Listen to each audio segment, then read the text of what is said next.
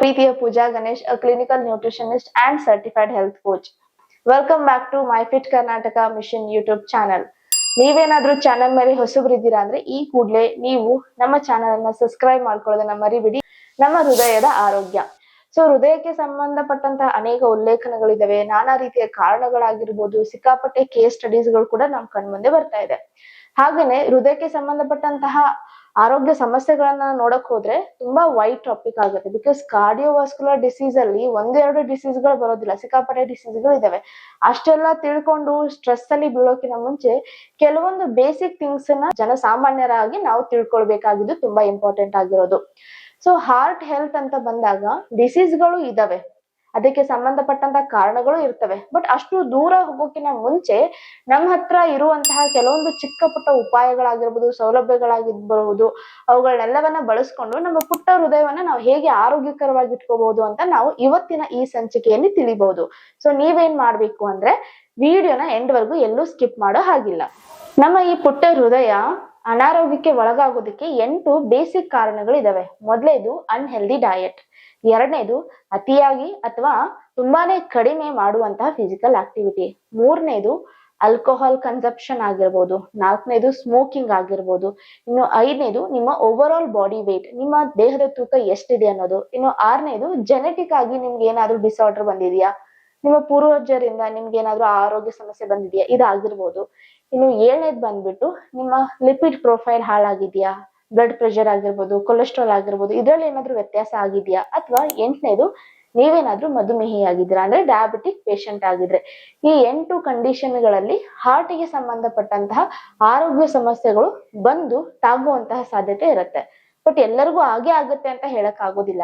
ಯಾಕಂದ್ರೆ ಇದಷ್ಟೇ ಅಲ್ಲದೆ ಇನ್ನಿತರ ಇನ್ನು ಇಂಪಾರ್ಟೆಂಟ್ ವಿಷಯಗಳಿದಾವೆ, ಅವುಗಳ ಮೇಲೇನು ನಾವು ಗಮನ ಹರಿಸೋದು ತುಂಬಾ ಇಂಪಾರ್ಟೆಂಟ್ ಆಗುತ್ತೆ. ನಾನು ಇವಾಗ ಹೇಳಿದ್ದು 8 ಬೇಸಿಕ್ ಕಾರಣಗಳು. ಈ ಕಾರಣಗಳಿಂದ ನಿಮಗೆ ಹೃದಯಕ್ಕೆ ಸಂಬಂಧಪಟ್ಟಂತ ಆರೋಗ್ಯ ಸಮಸ್ಯೆಗಳು ಬರಬಹುದು ಅಂತ ಹೇಳಿದ್ದು.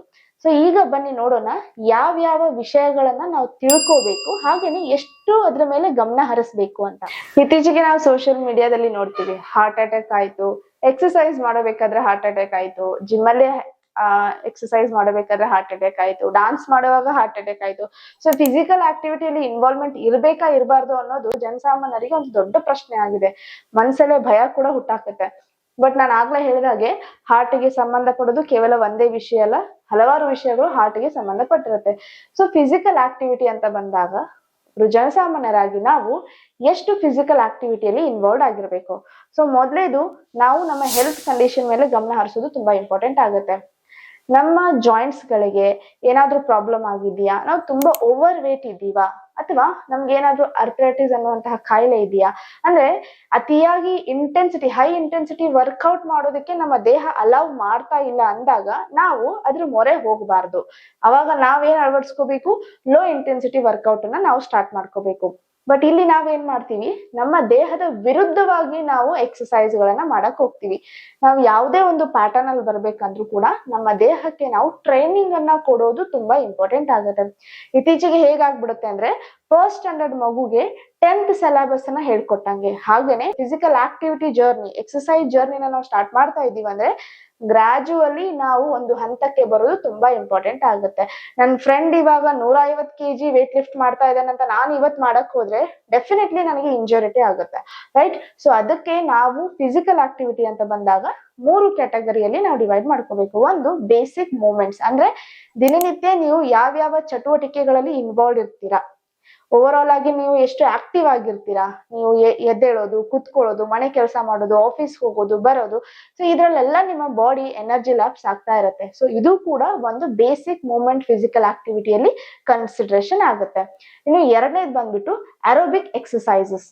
ಒಂದು ವಾರಕ್ಕೆ 150 ನಿಮಿಷದವರೆಗೂ ನೀವು ಅರೋಬಿಕ್ ಎಕ್ಸಸೈಸ್ ಅನ್ನ ಮಾಡ್ಬೋದು, ಒಂದು ವಾರದ್ದು ಪೂರ್ತಿ ಸೇರಿಸಿ.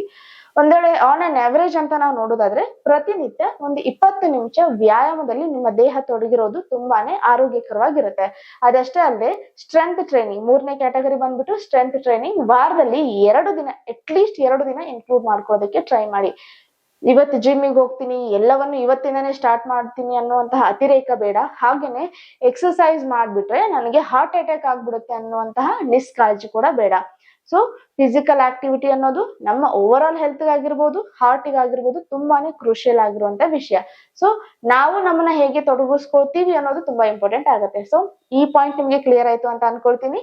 ನೀವೇನ್ ಮಾಡ್ತೀರಾ, ಪ್ರತಿನಿತ್ಯ ಗ್ರಾಜುಯಲಿ ನಿಮ್ಮನ್ನ ನೀವು ಅಷ್ಟು ಕೆಪೇಬಲ್ ಮಾಡ್ತೀರಾ ಕರೆಕ್ಟ್ ಪೋಸ್ಚರ್ ಅಲ್ಲಿ ಬರೋದಕ್ಕೆ.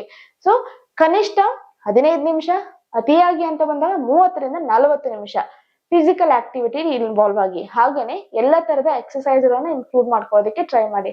ಅರೋಬಿಕ್, basic movement, stretching, strength training, ಸ್ವಲ್ಪ ನಿಮ್ಮ ಕೆಪಬಿಲಿಟಿನ ಇನ್ಕ್ರೀಸ್ ಮಾಡ್ತಾ ಹೋಗಿ. ಓಕೆ, ಹಾರ್ಟ್ ಹೆಲ್ತ್ ಗೆ ಸಂಬಂಧಪಟ್ಟಂತ ಇನ್ನೊಂದು 2ನೇ ಆಸ್ಪೆಕ್ಟ್ ಅಂದ್ರೆ ಅದು ವೇಟ್. ನೀವು ತುಂಬಾ ಒಬೇಸ್ ಇದ್ರೆ ನಿಮ್ಗೆ ಹಾರ್ಟ್ ಅಟ್ಯಾಕ್ ಬರುತ್ತೆ ಅಂತ ಸಂಹಾವ್ ಇದು ರಿಸರ್ಚ್ ಅಲ್ಲಿ ಪ್ರೂವ್ ಕೂಡ ಆಗಿದೆ. ಸೊ ಇದಕ್ಕೆ ನೀವು ಮಾಡ್ಬೇಕಾಗಿದ್ದೇನಪ್ಪ ಅಂದ್ರೆ weight management. So over all ನಿಮ್ಮ ಕ್ಯಾಲರೀಸ್ ಮೇಲೆ ಗಮನ ಇರಲಿ.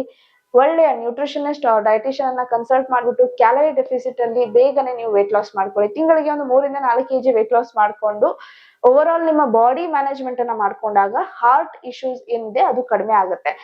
ವೇಟ್ ಮ್ಯಾನೇಜ್ಮೆಂಟ್ ಯಾಕೆ ಇಷ್ಟು ಇಂಪಾರ್ಟೆಂಟ್ ಅಂದ್ರೆ ಇದು ಕೇವಲ ಒಂದು ರೋಗಕ್ಕೆ ಅಷ್ಟೇ ಆಸ್ಪದ ಕೊಡೋದಿಲ್ಲ. ನೀವು ವೇಟ್ ಜಾಸ್ತಿ ಆಗಿದ್ರೆ, ತುಂಬಾನೇ ವೇಟ್ ಗೇನ್ ಆಗ್ತಾ ಇದೆ ಅಂದ್ರೆ ನಿಮ್ಮ ಲಿವರ್ ಫಂಕ್ಷನ್ ಸರಿಯಾಗಿ ಆಗದೆ ಇರ್ಬೋದು, ಇನ್ಸುಲಿನ್ ರೆಸಿಸ್ಟೆನ್ಸ್ ಆಗ್ಬೋದು, ಡಯಾಬಿಟಿಕ್ ನಿಮಗೆ ಬರುವಂತ ಸಾಧ್ಯತೆ ಇದೆ, ಥೈರಾಯ್ಡ್ ಹಾರ್ಮೋನ್ಸ್ ಅಲ್ಲಿ ಹೆಚ್ಚು ಕಡಿಮೆ ಆಗ್ಬೋದು. ನೀವೇನಾದ್ರೂ ಹೆಣ್ಮಕ್ಳಿದ್ದೀರಾ ಅಂದ್ರೆ ನಿಮ್ಗೆ PCOD, PCOS, ಇರ್ರೆಗ್ಯುಲರ್ ಪೀರಿಯಡ್ಸ್, ಬಂಜೆತನ ಇನ್ನಿತರ ಕಾಯಿಲೆಗಳು ಬರುವಂತ ಸಾಧ್ಯತೆ ಇದೆ. ಸೊ ಒಬೇಸಿಟಿ, ಈ ದಪ್ಪ ಆಗೋದೇನಿದೆಯಲ್ಲ ಇದು ಕೇವಲ ಬರೀ ದಪ್ಪ ಆಗ್ಬಿಡ್ತೀವಿ ಅನ್ನೋದು ಅಷ್ಟೇ ಟೆನ್ಷನ್ ಅಲ್ಲದೆ ಇನ್ನಿತರ ಆರೋಗ್ಯ ಸಮಸ್ಯೆಗಳು ನಮ್ಮ ದೇಹ ಒಳಗಾಗುತ್ತೆ ಅನ್ನೋದು ತಲೆಯಲ್ಲಿ ಇಟ್ಕೊಳ್ಳೋದು ತುಂಬಾ ಇಂಪಾರ್ಟೆಂಟ್ ಆಗುತ್ತೆ. ಸೊ ವೇಟ್ ಲಾಸ್ ಮಾಡ್ಕೋಬೇಕಂದ್ರೆ ನೀವ್ ಏನ್ ಮಾಡ್ತೀರಾ, ಯಾವುದೇ ರೀತಿಯಾದಂತ ಶಾರ್ಟ್ ಕಟ್ಸ್ ಅನ್ನ ಬಳಸೋದಿಲ್ಲ. ಬಿಕಾಸ್ ಶಾರ್ಟ್ ಕಟ್ ಹಾರ್ಟಿಗೆ ಯಾವತ್ತೂ ಒಳ್ಳೇದಲ್ಲ. ನೀವು 10 kg ಗೇನ್ ಆಗೋದಕ್ಕೆ ಎಷ್ಟು ಸಮಯ ತಗೊಂಡಿದ್ರಿ, ಅಟ್ಲೀಸ್ಟ್ ಅದ್ರ ಅರ್ಧ ಸಮಯ ನೀವು ಕಳೆದುಕೊಳ್ಳೋದಕ್ಕೆ ತಗೋಬೇಕು. 10-15 kg ನೀವು ವರ್ಷಾನುಗಂಟ್ಲೆ ಗೇನ್ ಮಾಡ್ಕೊಂಡು ಬರೀ 2 ತಿಂಗಳಲ್ಲಿ ನೀವು 15 kg 20 kg ವೇಟ್ ಲಾಸ್ ಮಾಡ್ಕೊಂಡ್ರೆ ನಿಮ್ಮ ಬಾಡಿ ಮೇಲೆ ಅದು ಪ್ರೆಷರ್ ಅನ್ನ ಕ್ರಿಯೇಟ್ ಮಾಡುತ್ತೆ. ಸೊ ನೀವು ಮಾಡ್ಬೇಕಾಗಿದ್ದೇನೆಂದ್ರೆ ನಿಧಾನವಾಗಿ ನಿಮ್ಮ ದೇಹಕ್ಕೆ, ನಾನು ಆಗ್ಲೇ ಹೇಳಿದ ಹಾಗೆ ಎಕ್ಸಸೈಸ್ ಗೆ ನೀವು ಹೇಗೆ ಟ್ರೈನಿಂಗ್ ಕೊಡ್ತಿರೋ ಹಾಗೇನೆ ವೇಟ್ ಲಾಸ್ ಮಾಡ್ಕೊಳ್ಳೋದಕ್ಕೂ ನಿಮ್ಮ ದೇಹಕ್ಕೆ ನೀವು ರೂಢಿಯಲ್ಲಿ ತರೋದು ತುಂಬಾ ಇಂಪಾರ್ಟೆಂಟ್ ಆಗುತ್ತೆ. ಒಳ್ಳೆಯ calorie deficit diet plan, proper nutrition add on ಆಗೋ ತರ. ನೀವು ಡಯಟ್ ಅಂದ್ರೆ ಬರೀ ಊಟ ಕಡಿಮೆ ಮಾಡೋದು ಅನ್ನೋದು ತುಂಬಾ ಜನ ಅನ್ಕೊಂಡಿರ್ತಾರೆ. ಬಟ್ ಊಟ ಕಡಿಮೆ ಮಾಡೋದು ದೇಹದ ವೈಟಮಿನ್ಸ್ ಮಿನರಲ್ಸ್ ಗಳ ಕೊರತೆಗೆ ಆಗುವಂತ ಸಾಧ್ಯತೆ ಇರುತ್ತೆ. ಸೊ ನೀವೇನ್ ಮಾಡ್ತೀರಾ, ಒಳ್ಳೆ ಕ್ಯಾಲರಿ ಡೆಫಿಸಿಟ್ ಡಯಟ್ ಪ್ಲಾನ್, ಆ ಒಂದು ಡೆಫಿಸಿಟ್ ಪ್ಲಾನ್ ಅಲ್ಲಿ ನಿಮ್ಮ ಎಲ್ಲ ನ್ಯೂಟ್ರಿಯನ್ಸ್ ಗಳು ಕ್ಯಾರಿ ಆಗೋ ತರ ನೋಡ್ಕೊಂಡು ಒಳ್ಳೆ ಡೈಟೇಷನ್ ಕನ್ಸಲ್ಟ್ ಮಾಡ್ಕೊಂಡು ವೇಟ್ ಲಾಸ್ ಮಾಡ್ಕೊಳ್ತೀರಾ. ಫಿಸಿಕಲ್ ಆಕ್ಟಿವಿಟಿ ಕಡೆ ಗಮನ ಕೊಡ್ತೀರಾ. ರೈಟ್, ಯಾವ್ದೇ ರೀತಿ ಶಾರ್ಟ್ ಕಟ್ಸ್ ಅನ್ನ ನೀವು ಇದರಲ್ಲಿ ಬಳಸೋ ಹಾಗಿಲ್ಲ. ಹಾಗೇನೆ ಕೀಟೋ ಡಯಟ್, ಪ್ಯಾಲೋ ಡಯಟ್ ಈ ತರದ ಡಯಟ್ಸ್ ಗಳನ್ನ ಮಾಡುವಂತ ಅವಶ್ಯಕತೆ ಇರೋದಿಲ್ಲ. ವೇಟ್ ಮ್ಯಾನೇಜ್ಮೆಂಟ್ ಗೆ ನೀವು ಮಾಡ್ಬೇಕಾಗಿದ್ದಿಷ್ಟೇ balanced meal calorie deficit diet plan. ಈ ಪಾಯಿಂಟ್ಸ್ ನಿಮ್ಗೆ ಕ್ಲಿಯರ್ ಆಯ್ತು ಅಂತ ಅನ್ಕೊಳ್ತೀನಿ. ಹಾರ್ಟ್ ಹೆಲ್ತ್ ಗೆ ಸಂಬಂಧಪಟ್ಟಂತ 3ನೇ ಆಸ್ಪೆಕ್ಟ್ ಏನಂದ್ರೆ ಆಲ್ಕೋಹಾಲ್, ಸ್ಮೋಕಿಂಗ್. ಇದು ನೋಡಿ, alcohol and smoking both are not good for health ಅಂತ ಎಲ್ಲರಿಗೂ ಗೊತ್ತು. ಬಟ್ ಸ್ಟಿಲ್ ನಾವು ಅದನ್ನ ಕನ್ಸ್ಯೂಮ್ ಮಾಡ್ತೀವಿ. ಸೊ ಅದು ಕನ್ಸ್ಯೂಮ್ ಮಾಡಿದ್ಮೇಲೆನೂ ಹಾರ್ಟ್ ಯಾವ್ದೇ ರೀತಿ ಸಮಸ್ಯೆ ಆಗ್ಬಾರ್ದು ಅಂದ್ರೆ ಆ ರೀತಿ ಚಮತ್ಕಾರ ಈ ತರದ ಕಲಿಗಾಲದಲ್ಲಿ ಆಗೋದಿಲ್ಲ. ಸೊ ಅದಕ್ಕೆ ನೀವು ಮಾಡ್ಬೇಕಾಗಿದ್ದೇನು, ಸಾಧ್ಯವಾದಷ್ಟು ನಿಮ್ಮ ಕನ್ಸಂಪ್ಷನ್ ಅನ್ನ ಲಿಮಿಟ್ ಮಾಡಿ. ಸಡನ್ ಆಗಿ ಬಿಡಕ್ ಆಗ್ತಾ ಇಲ್ವಾ, ಫೈನ್, ಕಡಿಮೆ ಮಾಡ್ತಾ ಬನ್ನಿ. ಕ್ವಾಂಟಿಟಿ, ಫ್ರೀಕ್ವೆನ್ಸಿನ ಕಡಿಮೆ ಮಾಡಿ. ಹಾಗೇನೆ ಆಲ್ಕೋಹಾಲ್ ಕನ್ಸಂಪ್ಷನ್ ಮಾಡುವಾಗ ಯಾವುದೇ ರೀತಿ ಅನ್ನೆಸೆಸರಿ ಜಂಕ್ ಫುಡ್ಸ್ ಅನ್ನ ಆಡ್ ಆನ್ ಮಾಡ್ಕೊಳಕ್ ಹೋಗ್ಬೇಡಿ. ಯಾಕಂದ್ರೆ ಅದು ಡಬಲ್ ಡ್ಯಾಮೇಜ್ ಅನ್ನ ಮಾಡುತ್ತೆ. ಆಲ್ಕೋಹಾಲ್ ಡ್ಯಾಮೇಜ್ ಮಾಡ್ತಾನೆ ಇರುತ್ತೆ, ಅದ್ರ ಜೊತೆಗೇನೆ ನೀವು ಅನ್ಹೆಲ್ದಿ ತುಂಬಾ ಫ್ರೈಡ್ ಫುಡ್ಸ್ ಆಗಿರ್ಬೋದು, ಈ ತರದ ಫುಡ್ಸ್ ಗಳನ್ನ ಆಡ್ ಮಾಡ್ಕೊಂಡಾಗ ಏನಾಗುತ್ತೆ, ಇನ್ನು ಡಬಲ್ ಬಾಡಿಗೆ ಡ್ಯಾಮೇಜ್ ಆಗುವಂತ ಸಾಧ್ಯತೆ ಇರುತ್ತೆ. ಸೊ 3ನೇ ಆಸ್ಪೆಕ್ಟ್ ಅನ್ಹೆಲ್ದಿ ರುಟೀನ್ಸ್ ಗಳಿಂದ ನಿಮ್ಮನ್ನ ನೀವು ಬ್ಯಾಕ್ಔಟ್ ತಗೊಳ್ಳೋದು, ರುಟೀನ್ ಮೇಲೆ ಬರೋದು ಇಲ್ಲಿ ತುಂಬಾ ಇಂಪಾರ್ಟೆಂಟ್ ಆಗುತ್ತೆ. ಇನ್ನು ಈ ಲೈಫ್ ಸ್ಟೈಲ್ ಮಾಡಿಫಿಕೇಶನ್ ಅಲ್ಲಿ ಯಾವ ಆಹಾರಗಳನ್ನ ತಗೋಬೇಕು ಅಂತ ನೀವೇನಾದ್ರೂ ತಿಳ್ಕೊಬೇಕಂತಂದ್ರೆ ನೀವು ಮುಂದಿನ ಪಾರ್ಟ್ ಅನ್ನ ನೋಡ್ಲೇಬೇಕು. ಈ ವಿಡಿಯೋ ನಿಮ್ಗೆ ಇಷ್ಟ ಆದ್ರೆ ಸಾಧ್ಯವಾದಷ್ಟು ಜನಗಳಿಗೆ ಶೇರ್ ಮಾಡಿ. ಆವಾಗಲೇ ನಾನು ಪಾರ್ಟ್ 2 ವಿಡಿಯೋನ ಅಪ್ಲೋಡ್ ಮಾಡೋದು. Thank you so much for watching this video.